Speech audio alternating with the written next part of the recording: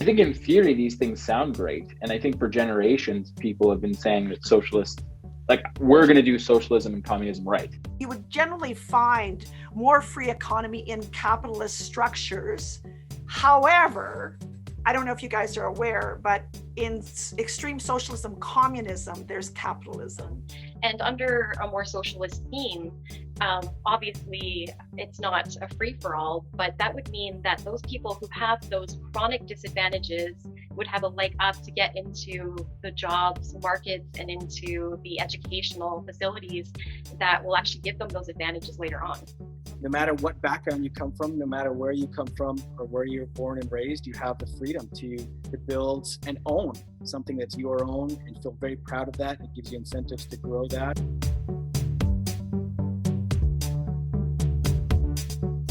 Welcome to Both Sides Table Talk. I'm Michelle Pexa, your host, and we've got an exciting show today. We're talking about capitalism versus socialism. We're going to listen to both sides, and we've got some really great guests with us today. Amanda and Angie Birch. They're sisters, they're twins. Amanda is currently, you might want to wave your hand, Amanda, so they know which one's which, but this is Amanda. She's currently in the process of completing her master's in counseling psychology. She works full-time for an EAP and volunteers at her local sexual assault center. She's passionate about human rights, and she loves to help people tap into their inner strength and resilience. And in her spare time, she enjoys nature, reading, etc. And she's a mom of 4 children, 2 wonderful biological kids and 2 stepchildren. And as a matter of fact, she just had a brand new baby. Angie works in administrative support for Alberta Health Services. She's currently on maternity leave right now. And she's passionate also about social equality, women's rights, and racial equality. So these 2 gals, they've got a strong sense of social justice. So we're going to hear that side of them as well. We also have 2 brothers on our show as well today. We've got Mark. Mark, you want to wave? There's Mark. And Mark's a business opportunist who loves finding unique problems and solving them for people. That's the great kind of business venture, to solve actual problems. It started with him sales at a young age. He used to dress up in a suit and tie, he says, and travel to trade shows with his father to try to outsell him. So he just loves sales. He comes from a small town. He's got great work ethic and loves conversation, learning, and other people's viewpoints. And so Mark's going to come with his perspective today on capitalism versus socialism as well. Stephen, his brother, is also an entrepreneur, and he's a leader. He's currently the chief operating officer of a nonprofit organization called Legacy One that focuses on helping students thrive with their mental health. He's also has a property management business for short and long-term rentals. He's passionate about hockey, music, and likes to play his bass guitar. And so welcome, Steve, to our show as well. So we're going to get right into the conversation of, we're talking about capitalism versus socialism. And when we first, actually our team first started talking about this show, there's just such extreme ends. Let's give a definition of capitalism. How would you define capitalism? Well, I guess coming from a somewhat oppositional view, I see it kind of as an economic system that's kind of just for profit more than for people. So it's the privatization, which does allow for economic growth, but I'm seeing it from both sides, the positive of that growth and the negative of it coming at the interest of only a very few people, and being something that's very difficult for other people who do not benefit from it, which would be probably the greatest part of civilization, or probably about 80 to 90% of society doesn't really benefit as much from it. I just cheated and Googled the actual definition. So it's an economic and political system in which a country's trade and industry are controlled by private owners for profit rather than by the state. That's the largest. It's not controlled by the state. It's private companies for profit, as we mentioned. That's the definition, the Google definition. Well, I would say that the less government control in the situation for sure. The government is there to take care of needs in a big way for sure, but doesn't interfere where it doesn't need to. Then can you distinguish for me, what does free enterprise mean? Both are a big part of both economies, socialism and also capitalism. But the difference would be there'd be more regulations in a socialist economy, whereas in a capitalist there would be less regulations. So therefore, it's based on supply and demand, but there's no one really regulating it in a capitalist view. You would generally find more free economy in capitalist structures. However, I don't know if you guys are aware, but in extreme socialism, communism, there's capitalism, because it has to do with who is owning the capital and who is actually running all of the stuff. So capitalism in itself, you can actually be in a communist country and there can be capitalism. It just happens that the government is the one that controls everything. But in a free economy, the government has less control. You can have capitalism in a communist country. So there can be pure capitalism in a communist country, but there cannot be free enterprise in a capitalist country or in a communist country. That's the distinction. You usually will have capitalism and free economy together in a country. But if you have communism, you will not have free economy. The way communism has occurred so far, communism in its roots and in how it was imagined by Marx would not have worked with any form of capitalism. Right. But the way it actually is panned out by authoritarian governments is a capitalistic scheme. And we definitely do not think that communism and socialism really belong together necessarily, but we could see, I guess it's sort of like saying capitalism and fascism are the same. They're kind of opposite. They're the extremes, you know what I mean? Let's give a definition of socialism. How would you define socialism? Well, I guess the simplest definition would be taking pretty much what I said about capitalism, but it would be an economy based on people over profits. Not necessarily that profits aren't important, but more so that the focus is on creating equity amongst the full group of people, not just a few.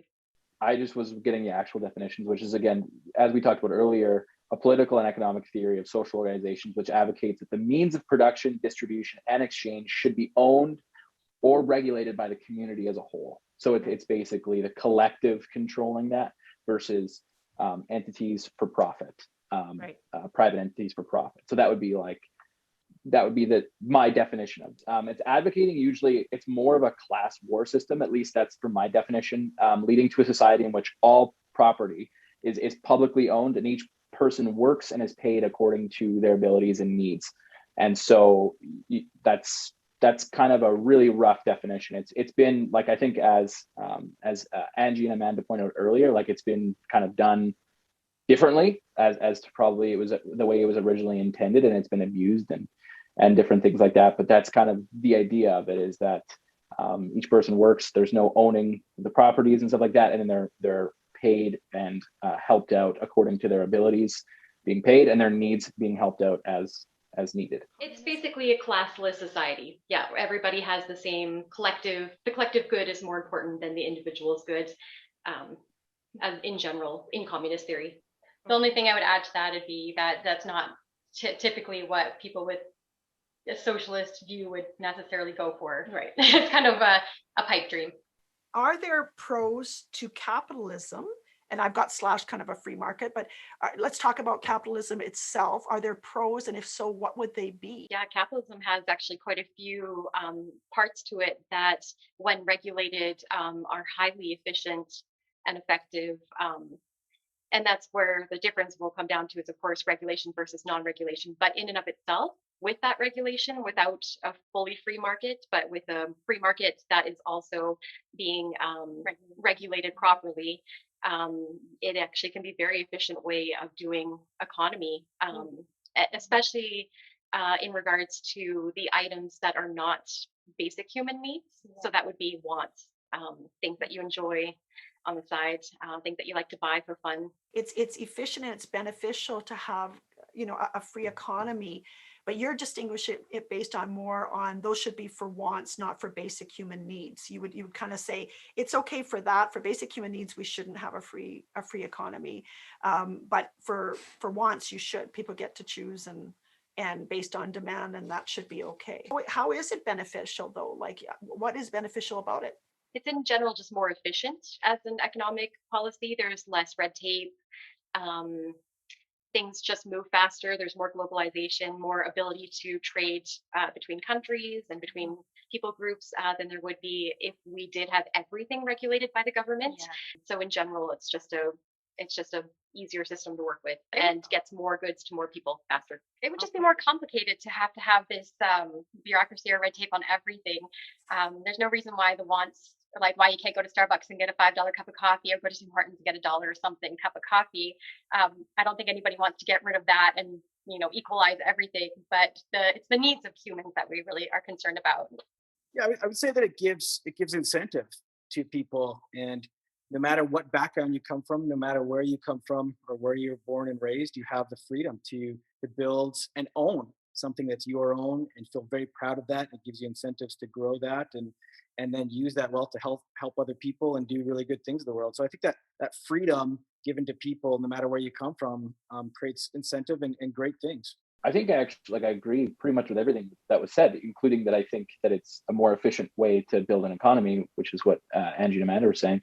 And I think the other thing that I would add is I think I'm really excited to learn more where we're sitting on both sides of this, because I think we're probably going to agree with more than we even realize, because I love the idea of conscious capitalism, right? So I believe that capitalism can be done really well. And I believe that there can be initiatives done within capitalism that do help people that are at the lower end of the spectrum, as far as income or poverty or however you want to define that. I think that there's ways to kind of a rising tide lifts all boats, they say. So I think there's kind of a way to make that happen. And I think that historically we've been getting better and better at doing that. I don't think we're there. I don't think it's like, boom, we have the best possible way to do this. It's like, no, we definitely still need to iterate and do that. But reversing everything and going socialist or capitalist is to me is a pretty scary idea, just from my opinion. I mean, it sounds like everybody here pretty much agrees that there should be some level of free market economy, that there is an efficiency, that it does give choice to people. What are the cons? What's negative about capitalism? If we're just talking about pure capitalism or pure free market economy, I guess. What would be some of the things that would be not good for society? I'd say in its purest form, it seems to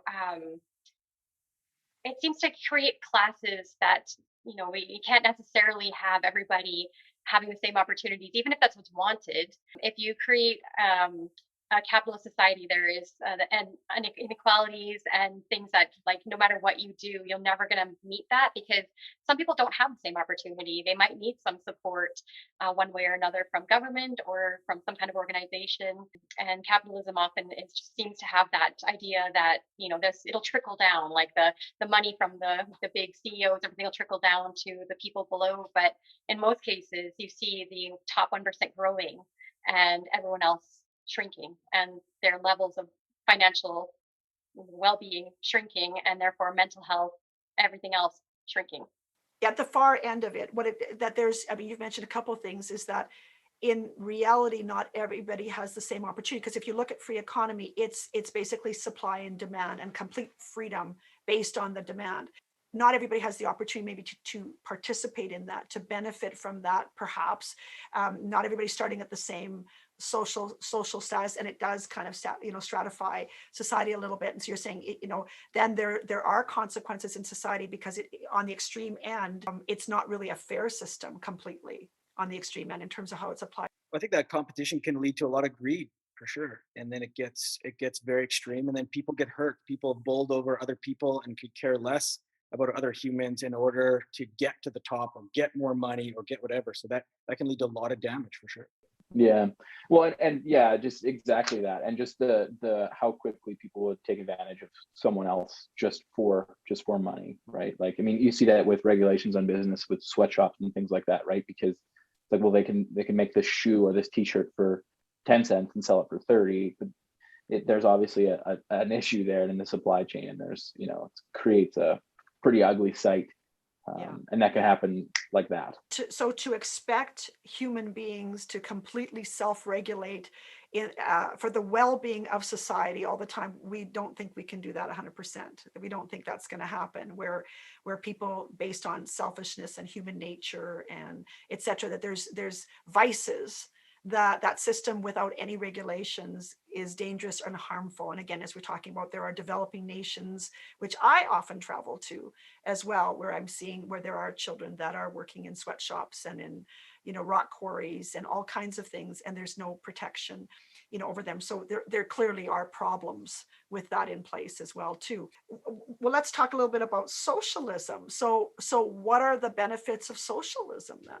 Socialism can really allow a leg up for people. I know I can give lots of references and things, but just anecdotally, like a lot of us in the world right now couldn't afford to go back to school or afford to be competitive in business or afford to, step up that way, even though we'd love to. A lot of people would love to. And socialism is just a way to kind of give that extra step up to everybody so everyone has an opportunity. They might not take it and they might not need it, but that everybody has that ability and opportunity, no matter where they are in life, that they can do it. That they can actually make an impact that they want to make instead of just being forced to never go to school or never meet their potential. I mean, you give an example of school. You're talking about leveling out the playing field. So you're saying, there's people with, if they could have opportunity, they would sure love to have that opportunity, but it's not necessarily, that isn't there for everybody. And when you're talking about school, because this is just, I'm curious about this, because I'm going to challenge you this a little bit on the school thing, because, I've got nieces whose parents spent their entire lives working as missionaries in developing nations, and they had no money. Like they lived off nothing. And there was no money saved in the bank for them to go to university later on. There was not a dime. And those girls worked their way through university, ended up being able to buy a car when they were done, and they ended up debt free because they actually just worked really hard and ended up getting degrees. And they didn't have mom and dad's money, and they didn't even have, like they lived in real poverty, like their whole lives. They were brought up in Nepal. I mean, they lived in the dirt. They lived with nothing, no resources. Their parents didn't have savings. They had nothing in place. And they didn't have anybody give them anything, and so they would have been very disadvantaged comparison to people that have parents that save money. But then I'm thinking, well, how come some individuals have the disadvantage and they still go for it, and others, like that's the question I'd ask you on that one. I think the problem is that we tend to see, we tend to not see our privilege. Obviously, being certain race or gender or economic status or any of those things make a difference in our access to resources, into whether or not we get accepted into schools. There's so many factors that play into it that some people don't have in the initial races here. So they're starting off from a disadvantage, and the system continues to disadvantage them. And some of us are going to work really hard for the few disadvantages we have, and we're going to get through that. But we also don't see how many ways we're also privileged in that market initially, even if we go into this with very little money-wise. We are more likely to get accepted into colleges. We're more likely to get extensions on loans. We're more likely to get banks helping us. We're more likely to get the good jobs that pay off those loans. So we're starting off from an advantage position that we can't even really imagine because we've never seen anything else. So I think that's a great story. And I love to hear stories of people who overcome the things that come up in their lives, like working hard and taking advantage of what society has to offer. But that's not available to everybody in our society as much as we'd like to think it is. A lot of people are working jobs where they're sending home a good portion of their money to their families across the world, or trying to feed their kids, or God knows what other disadvantages they're starting off in. So I think that we're just not able to see all the different ways that the current system is systemically racist and gendered, and just making life a little more complicated for some. And under a more socialist theme, obviously it's not a free for all, but that would mean that those people who have those chronic disadvantages would have a leg up to get into the jobs markets and into the educational facilities that will actually give them those advantages later on. Just in general, you're saying a socialist economy is going to help give somebody a leg up when they've been disadvantaged for other reasons. So if it's not necessarily economic, but this is an economic system we're not talking about the race that we're talking about. It's an economic system. And so if we're saying if someone is disadvantaged economically, socialism helps to bring them up, because they're that kind of thing. There might be other things as well that socialism does, and so let's talk about this a little bit. But I'm interested for you guys too. What would be the pros of socialism? So we're saying it helps to help people to be at a level playing field for whatever reasons that they might be disadvantaged. And you're saying not just economically. In theory, it would level the playing field we're talking about. So the distribution of wealth and power that we're seeing in a capitalist society, it would instead of the gap being like here, sorry, to make sure you can see, it would be more here, trying to aim here, but probably more like this, because there's still always going to be a little bit of corruption, stuff like that. So the whole idea is, instead of creating a larger gap between here and here, we're trying to equalize that gap. So in theory, I think that sounds great. I think that sounds awesome. I just don't, it's historically never not been really abused and not done really well. And I think instead of trying to revolutionize the economic system, we try and fix the gaps that we have within that economic system. It's like, to me, what I see is capitalism is like the best version of this economic system that we have. It's not perfect, but it's so far it seems a lot better than what we've seen in capitalist and socialist countries. And so now let's focus on iterating and making it even better, and making sure that gap is getting less and less, and that we can provide things like education and opportunities for people that are on the lower end of that distribution. So we're talking about pros, but what would be some of the cons? What are some of the things that are problematic if you just change the whole system? I try to study this, and I've been studying a lot lately, even preparing for this, and listening to people from a whole bunch of different backgrounds, whether it be different races or different cultures or climates or whatever. And they said, like, thank God that I didn't get indoctrinated by socialism. I didn't even know about it. I didn't go to university. Thank goodness I didn't get indoctrinated by that, because I didn't have that limiting me. Like, and these are people from all different races being like, this is a system I'm glad that it didn't exist. I'm glad I had the freedom to rise up out of that, to work really hard, to get outside of that. So it's a system that sounds good in lots of ways, but it actually would have kept me down. It would have kept me at a level that I didn't get to achieve the things that I wanted to achieve. So I didn't go to university for a lot of years. All these people, they did later. But I'm glad I was a capitalist all my life before I learned about socialism, because that would have limited me totally.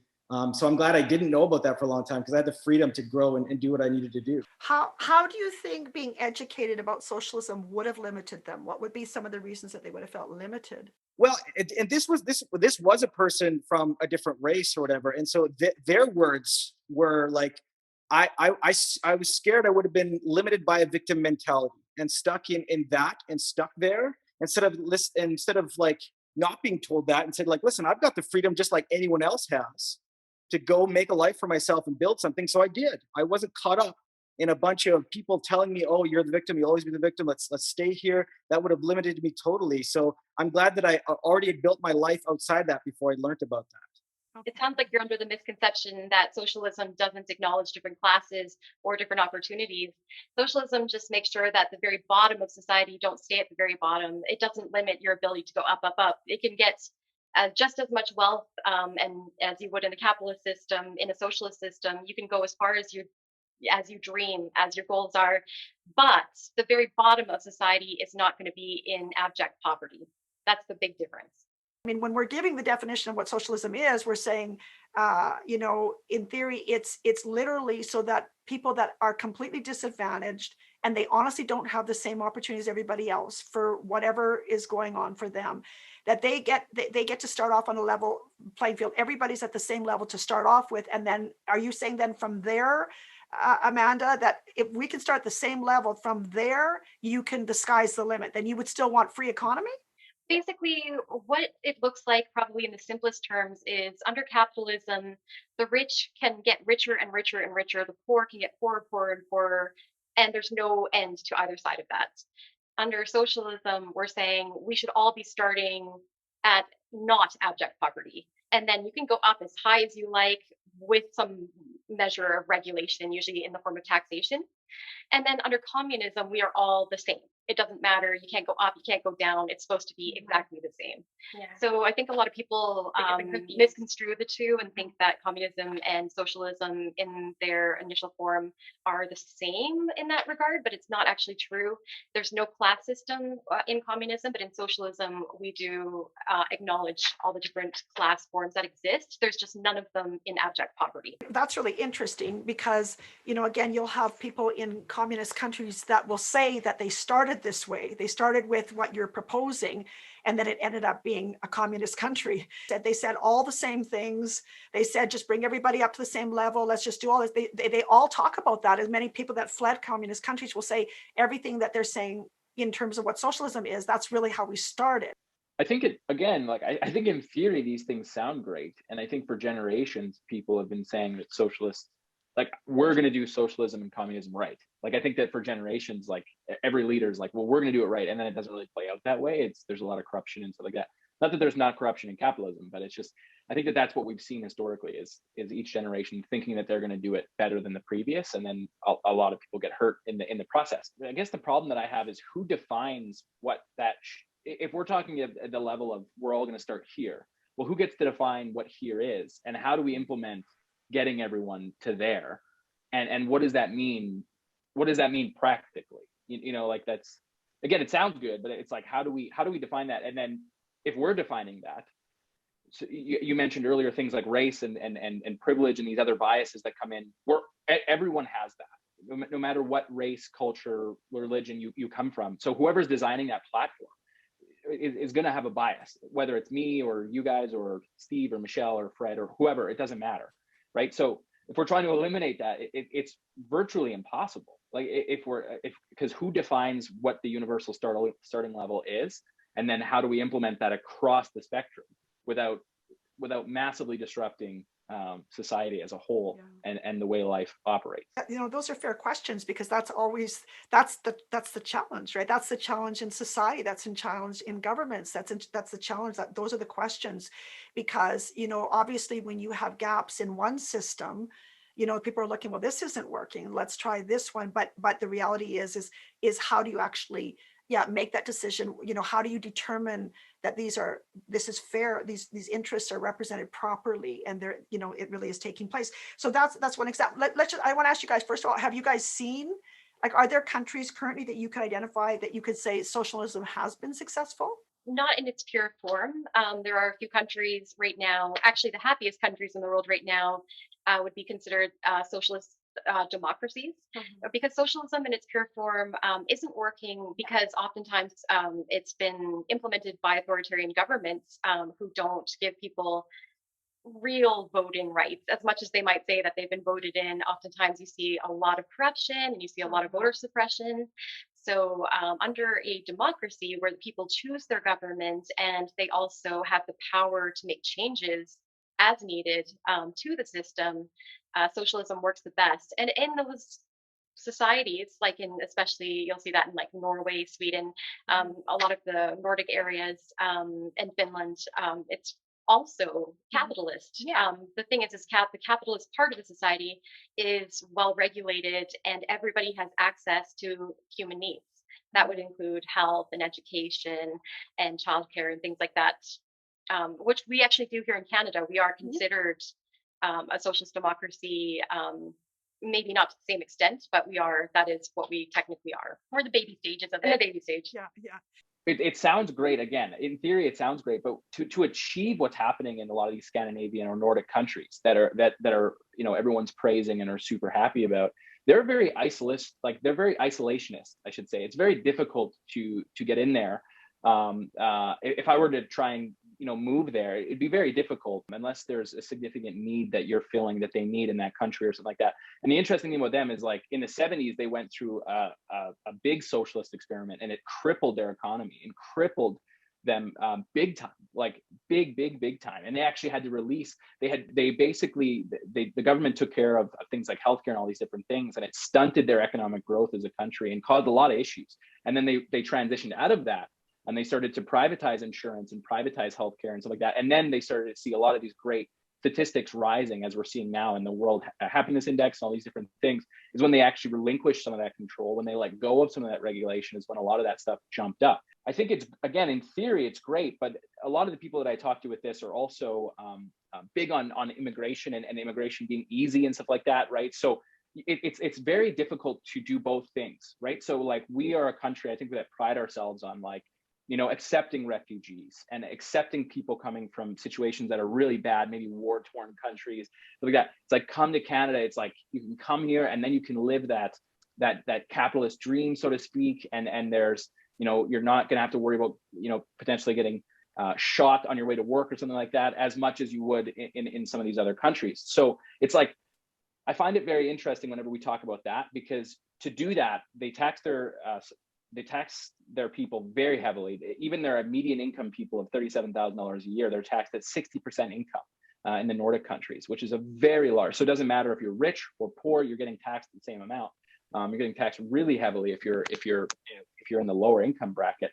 But then, yeah, as Steve said, just quickly, then also, who defines that happiness? It's so you have to isolate yourself from other countries, basically not get involved in that. But and then once that's there and we all kind of agree to this playing field, then everything goes well. But it's like, you can't really have your cake and eat it too if you want to be a country that accepts people from different races, religions, and backgrounds and stuff like that. So I think it's kind of hard to do both.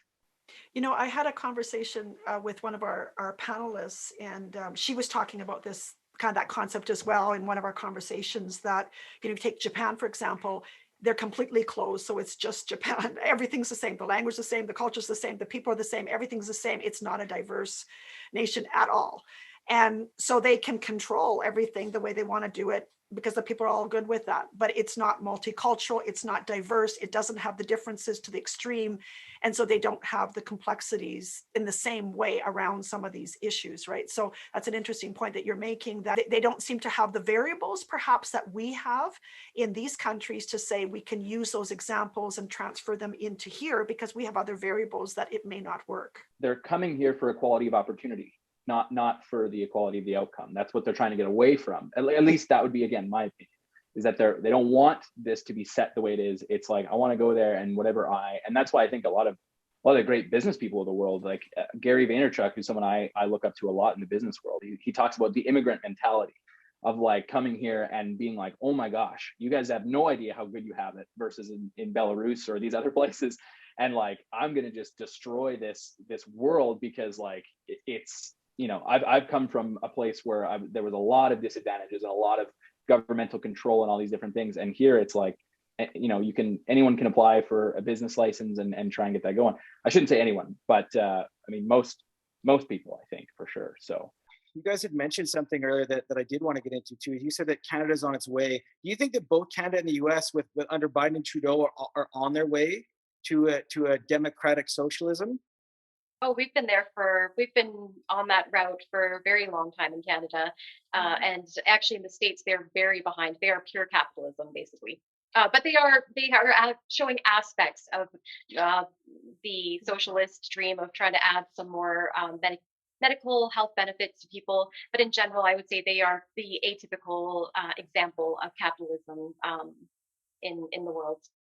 So I do have a question then. So like, in your guys' mind, ladies, how do you stop, or what's the best way to stop the slippery slope between socialism and communism?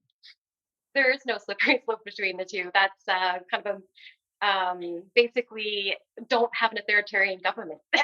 Simple. It's pretty simple. Be able to vote. Have votes. Yeah. It's who controls the vote though? Who says that you can't? The people. Who gets to decide? The people. Okay, but like, what does that look like? In Canada and the States, that's relatively simple, because that is the way we've always done things. In other parts of the world, that can take a little bit of time to change over, but we don't have the same slippery slope that other countries have had to deal with oftentimes, because we've always been democratic in some form or other ever since we detached from the colonial system that we're still kind of fighting.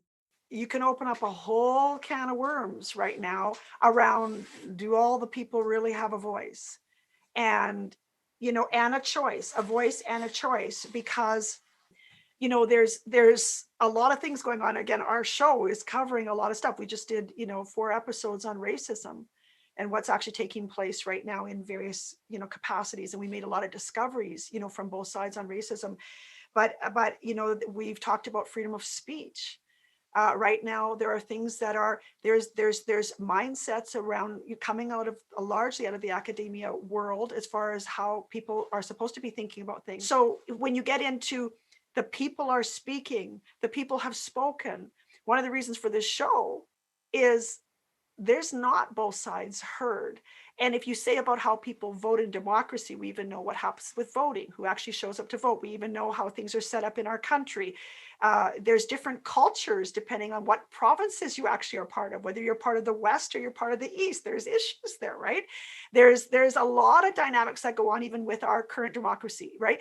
And so we also know that there are interest groups. And sometimes, depending on the narrative at the time, there are some that yell louder. So is it always really the people have their say? I'm not really sure. And so we know there's things called political correctness, and people are actually being censored on different channels and everything else because people don't want to hear both sides. So this is what I'm saying, is that if you're saying, if we're saying that really, the idea is wonderful, but how do we know that all the people really are represented in the solutions? Do we really know that all the people are being represented? Are they even able to speak up that they're represented? Is there more money and power that gets more attention? The privilege game has become a really big thing in some markets where people are feeling like, hey, once I had the biggest piece of pie and people paid attention to me and people respected my opinion because I'm a big business owner. And these days we're starting to listen to other voices. And I think that is really hard for some people to acknowledge and to sit and listen when they've been the ones who've been the voices in the past. Right. I work again as a director from a nonprofit. We talked about from the start. You guys are obviously career path around the same kind of things or around the same kind of age. But Mark and I, if using our views in the States, if we went to some universities, we would get booed or beaten by people for expressing our views, where you guys would get celebrated and cheered. Both kind of equal playing fields, both around the same age, both same race. So why is one voice getting booed and beaten up, and why is one being celebrated? I think you guys talk about being booed and beaten up, but we rarely ever actually see it. Yeah. Definitely, like I said, I feel like it's a bit of a game where people are saying, once I was the top of the food chain, and I'm feeling really disadvantaged because the pie is now being split differently. Not that I'm getting less, but other people are getting more, and that looks like I'm getting less. So yeah, it's a victimized thinking. It is true that sometimes, again, when there has been, someone else that's been disadvantaged, this is kind of what you propose. If someone's been really disadvantaged over time, and then you try to bring them up to this level, to the side that's always been here, they feel like they're lower when in fact they might just be equal. That's kind of what you're trying to say. You're saying, are they really disadvantaged, or do they not like who's coming up beside them because they actually want to be on top? So that's a question you can ask. And definitely there probably are some situations like that. And even when you're adjusting to changes, people don't always like that if it does appear to be disadvantaged, right? Disadvantaging one or the other. However, on the other side, I also think that it's not really good listening to say, we're not seeing it, so it's not happening. Just like when women didn't have a voice and they'd say, we're not seeing it, so it's not happening. Just like when people are saying, there's no racism, we're not seeing it, so it's not happening. I don't think we can say it's not happening because we don't see it. I think there has to be a way to explore, are there variables? And I think that's probably the questions. We don't always know if we're not talking about it. If it's really a socialist, democratic society, are all voices really being heard? And is it even right to say, well, let's disadvantage these guys until these guys get up here? Like, is there a way to actually do it fairly?